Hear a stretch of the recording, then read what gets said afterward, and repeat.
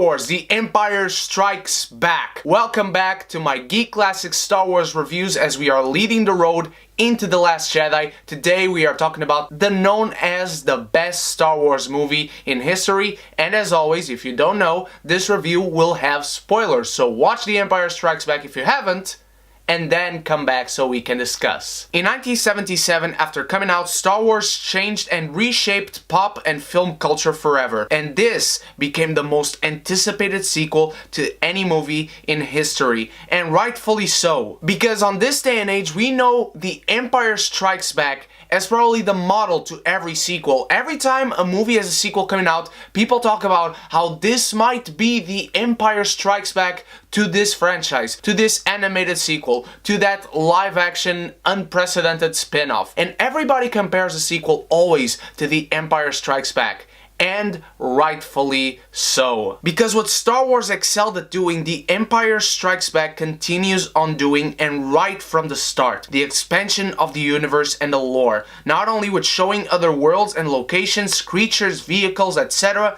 but the characters keep on growing and progressing. Both our heroes and our villain in this film tread on deep and layered emotional places that were unexpected and unprecedented at the time. And we as an audience get to experience it and live it with already great characters that we already love, resulting in a fabulous film. As the movie starts, we learn of the rebels' hidden base on the ice planet of Hoth. We see Han being his usual self, and the same for Leia, which gives way to some fabulous banter that we'll meet here and throughout the film. Why, you stuck-up, half-witted, scruffy-looking nerf herder!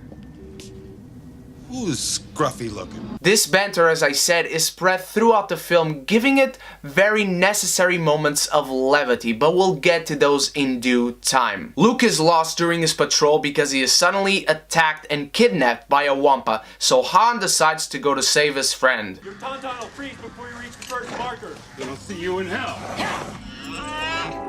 In Star Wars, Han proved to be smooth, cool and skillful, and with this scene right here, he proves to be a badass. And in Empire Strikes Back, this scene is just the first awesome example of it. Han eventually finds Luke in the cold after Luke escaped the Wampa in a very beautifully shot, albeit very quick action sequence. And Han tries to get Luke to the base, but Luke is too weak and he is too heavy for Han to carry him. So Han cuts up the tauntaun open with a lightsaber. Badass. I thought they smelled bad on the outside.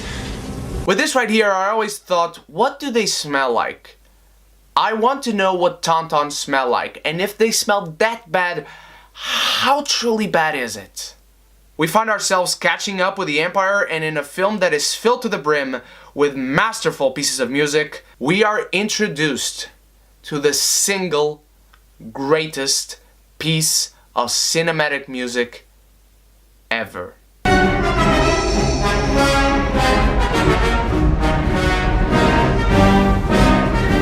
The music is great, no news there, but what I like most about it, especially because it's a score for a film, is that it gives this weight and menace and power, personality to the Empire itself. It makes it feel like this unstoppable force, this thing that basically represents the day of reckoning for anything or anyone that stands in front of it and tries to stop it. Which is a point further proven with the title of the film, but also due to the fact that our heroes in this film keep getting their asses handed to them. The first battle on Hoth, they lose. Our heroes separate, dividing the group and decreasing their strength. The Millennium Falcon is broken throughout the film. The coolest and most reliable ship in the galaxy that we could trust fully in the first movie is malfunctioning constantly in this film.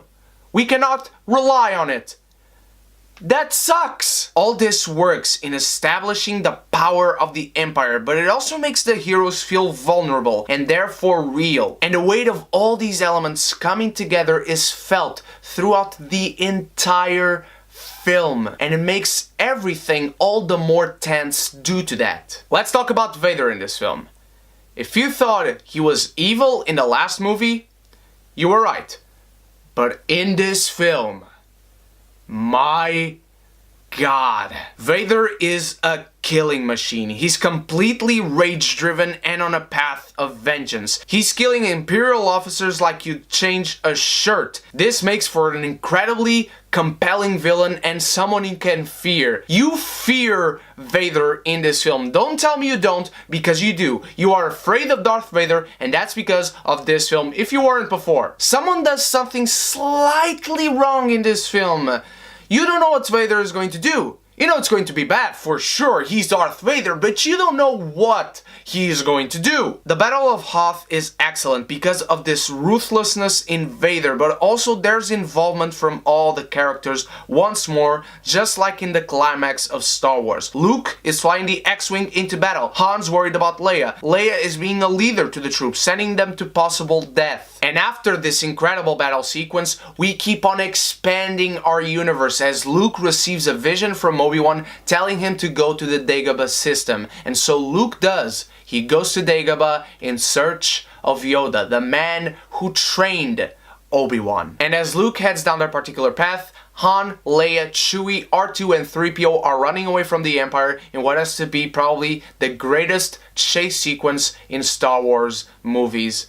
The asteroid field sequence. From the editing to the cinematography to the score to how real everything looks in this day and age still, it sent shivers down my spine. Just how thrilling this sequence is. Remember, we trust the Millennium Falcon. We trust Han as a pilot. We love everyone that is aboard that ship. We don't want them to get captured. We don't want them to get killed. But not only is the Empire after them, the Millennium Falcon is malfunctioning. And you just get this uneasy feeling that something is going to go wrong. I don't want my characters to die. My god, I do not feel secure right now, and neither should them. Meanwhile, Luke crash lands on Dagobah in what has to be one of the most realistic, strange, lived-in, and beautiful film sets ever created. It really sets the mood well. You really feel like you're in this mysterious and strange, scary, unknown planet where you've never been before, and you're just finding it out with Luke for the first time. But in here we meet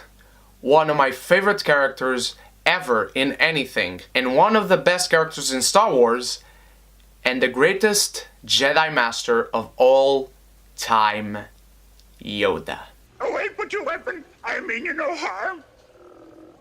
I am wondering, why are you here? I'm looking for someone. Looking? Found someone you have, I would say. Right. It will never be enough how much we thank Frank Oz and the team behind the puppetry for such an astounding job that lives up till this day. And the writing of Yoda is incredible in this film. As soon as we meet him, he's hilarious and quirky and is super cute. And so instantly you care about and you love this strange little creature that we don't even know it's Yoda at this very moment. But it's once we find out that he is Yoda that his demeanor changes completely and we see his true self. This calm, collected, wise, knowledgeable being, and instantly we get to see so many layers to him that we didn't see before. I cannot teach him. The boy has no patience. You will learn patience.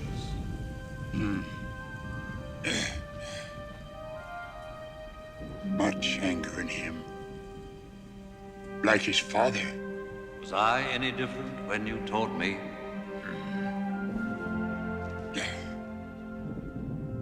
He is not ready. Yoda. I have to quickly mention another master because it's in Empire Strikes Back that we first get to meet the Emperor. It's in a quick scene where he and Vader are talking and Vader suggests turning Luke to the dark side. And just the implication here that Vader, this scary, powerful dude who can kill you just with the thought, has a master. Imagine the implications of that. How scary and powerful can this guy be? At this moment, we have no idea, but it's that realization in your mind that, holy shit, Vader has a master.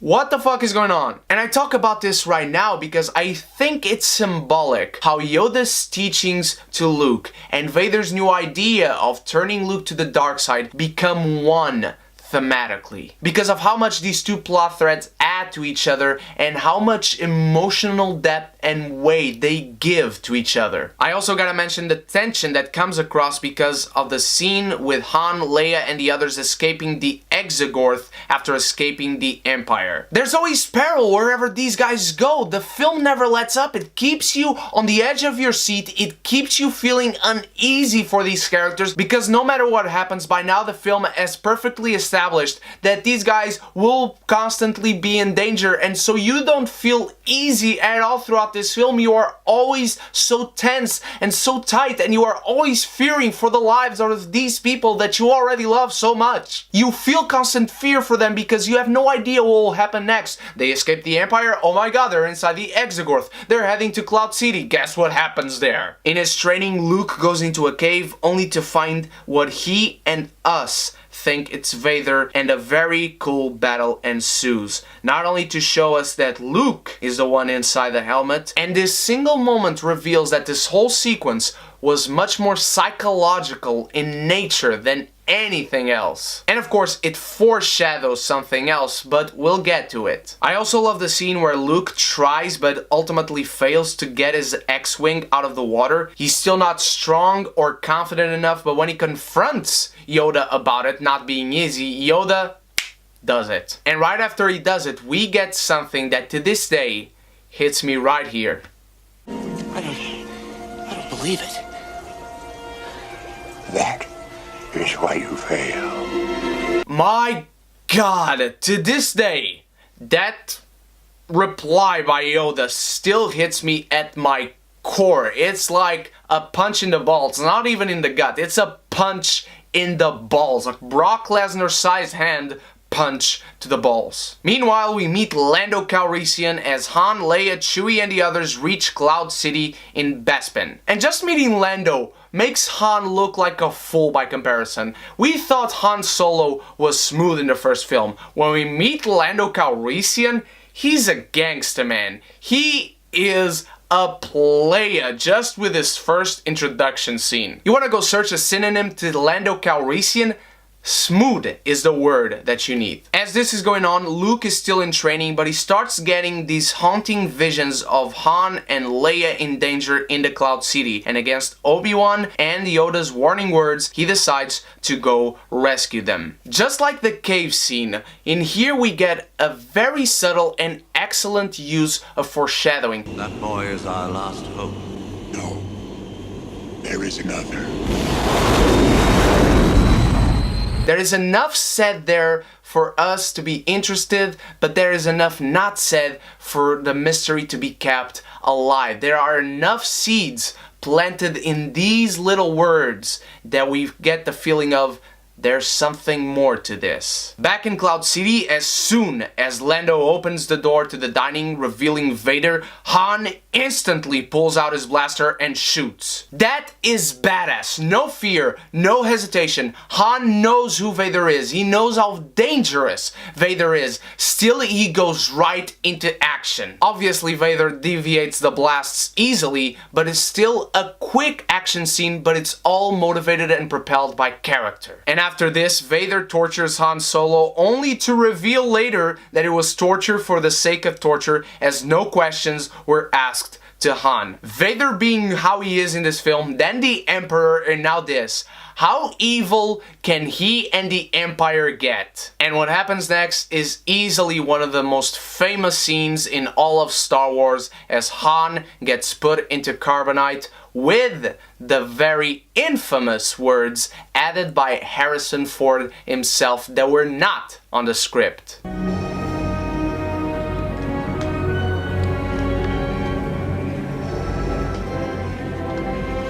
I love you. I know.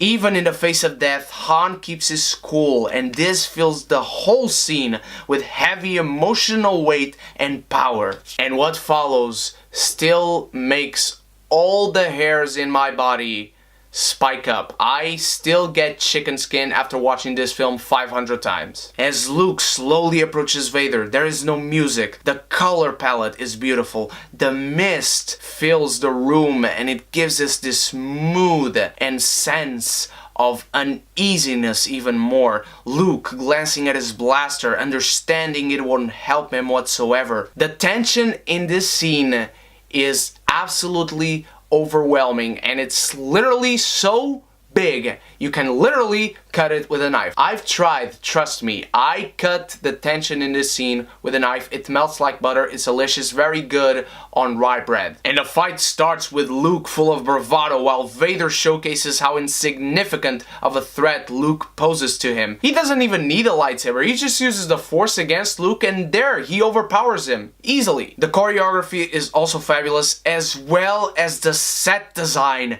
is beautiful. Every element during this fight is pure cinematic perfection, and it all leads to the single greatest twist in cinematic history. No, I am your father.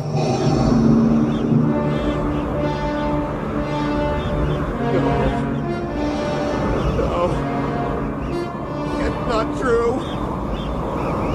That's impossible! This reveal changes everything. It takes us as an audience to whole new levels of understanding of our heroes and our villains, and to them as characters, it takes them to entire new levels of darkness and depth and layer. Now, I also love what happens next, and it's something that I don't find that many people talk about. As soon as Vader starts trying to lure Luke to join him, Luke looks down and jumps. He just committed suicide. He's willing to die before joining the dark side as he feels he's got nothing left to lose. Luke's life has completely changed, and his whole understanding of himself and everything about himself, where he came from and all, has completely changed. He has lost it all. If he didn't have a father before, he certainly doesn't have one now, nor does he want to. He just willingly died. He committed suicide. He killed himself willingly before joining the dark side. Oh my god, it hurts so much.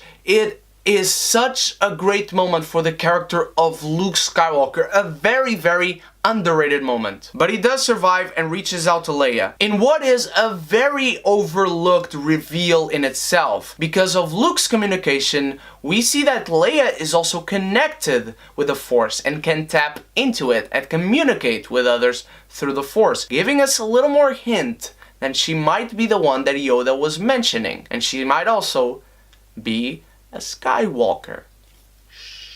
And this is how the movie ends. Han is being taken by Boba Fett to Jabba. Luke has lost a hand and has learned of a crushing truth that has changed everything about him and his perception of everything. And then we get a little setup to a certain rendezvous in Tatooine that it's not that clearly set up. And so we get this sensation of what is going on, what are we going to do now, and the movie ends, and that is how you make a cliffhanger. The Empire Strikes Back is a surprising, tense, thrilling, fun, scary, intriguing, and natural evolution of its predecessor, where there isn't a single dull moment. It has pitch perfect pacing. It takes our characters and the universe to all new greater heights and the deepest depths. And Empire Strikes Back is the stuff that dreams are made of. What did you think of Empire Strikes Back, my beautiful geekies? Is it your favorite Star Wars movie, as it is for most people? Let me know in the comments below. And once more, thank you for joining me in this journey of Star Wars and every single review I post here and that you watch. It means a lot to me. I am right now at a film festival. This video was pre-recorded before I left. I have already got reviews for Last Flag Flying, Coco, Justice League spoilers free and spoilers filled review. I'll have many other reviews coming this week until next Sunday, and so I can't to see you in all of those. Thank you once more, and so until those next reviews, you stay beautiful, you stay geeky, and if you haven't done so yet, click the subscribe button and the bell so we can be geeky united!